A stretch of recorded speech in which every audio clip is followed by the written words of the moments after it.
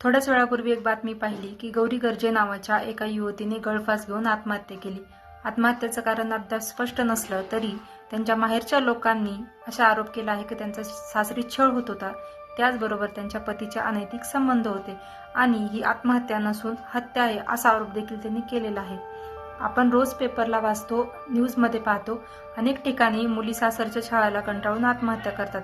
परंतु बातमी मोठी केव्हा होते, ज्या वेळेस व्हिक्टिम किंवा आरोपी एखाद्या मोठ्या परिवाराशी बिलॉंग करत असेल किंवा कुठेतरी त्याचा संबंध राजकारण्यांशी असेल. तर ह्या घटनेमध्ये जो गौरी यांचे पती आहेत अनंत, हे पंकजा मुंडे यांचे पी आहेत. त्यामुळे आता 100% या गोष्टीचं राजकारण केलं जाईल, ह्या गोष्टीला राजकीय रंग दिला जाईल. पण आजची सत्य परिस्थिती अशी आहे की एका आईवडिलांना त्यांची मुलगी गमावी लागलेली आहे.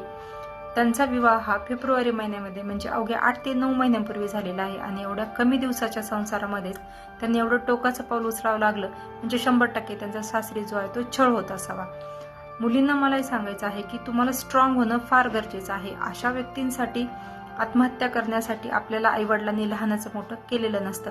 तुम्ही ज्यावेळेस ह्या जगातून जाता त्यावेळेस तुम्हाला न्याय मिळण्याची जी शक्यता आहे ती फार कमी होते, कारण तुम्ही तुमची बाजू मांडण्यासाठी इथं अवेलेबल नसता. त्यामुळे तुम्ही हयात आहेत तोपर्यंत स्वतःवर होणाऱ्या अन्यायाविरुद्ध आवाज उठवला पाहिजे आणि अशा व्यक्तींना अद्दल घडवली पाहिजे, जेणेकरून ते कुणासोबत असं परत करण्याचे जे आहे ती हिंमत करणार नाहीत. आपण आपल्या न्यायपालिकेकडून अपेक्षा करूया की ह्या गौरीताईंना योग्य तो न्याय मिळेल.